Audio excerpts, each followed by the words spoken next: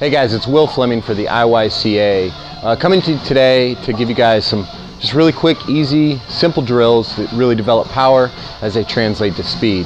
Obviously, I'm a big Olympic lifting guy. I'm going to enjoy the Olympic lift, but these are drills that can directly translate to an athlete's acceleration and speed, which are critical to the success of athletes and also to getting athletes in your business. So the first one we're going to do is a resisted movement. So we're going to take a band, and I have the long resistance bands that are called thunder bands, but we could use something more along the line, a little shorter, right?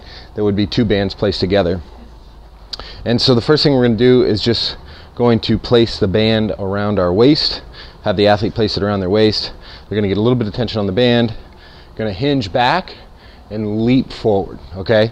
And we're going to take this band broad jump as a great drill to develop a little more explosiveness, particularly in the start. So, you know, from a lateral aspect, you can see as I hinge back and then leap forward, and I'm going to, if I leap, get on a really good angle and leap out, that's going to be the same angle that we're going to have when athletes accelerate and get into the acceleration position. So band broad jump, where we have the band around the waist, hinging back and leaping out, is going to be a great drill to work on acceleration. Similarly, we can do stuff with band resisted starts, but as a pure power drill, this translates to all sorts of things in terms of hip extension, moving that hip flexion to hip extension pattern.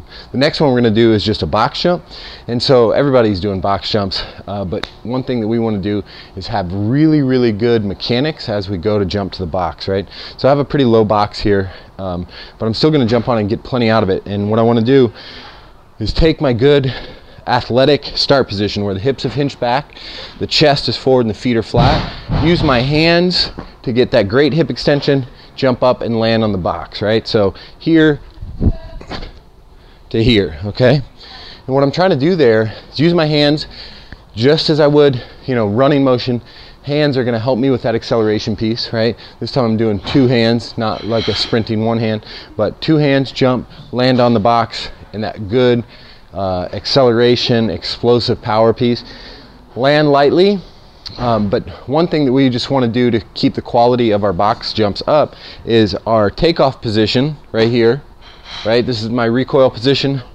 Should be pretty similar to my land position, okay?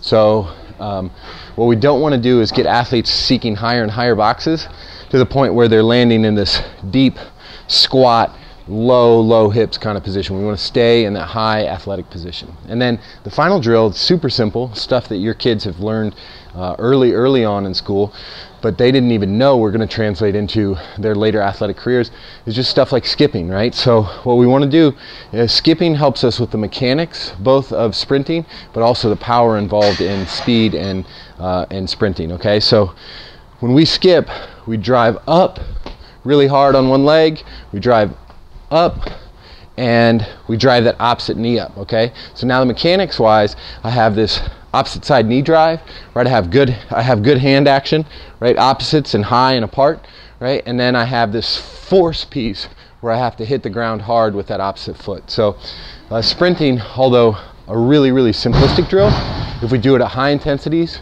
for height or for distance with our athletes, they're going to see a ton out of it and open up new worlds where we can then move into plyometrics like bounding to really increase speed. So those are three really simple power drills that can increase speed.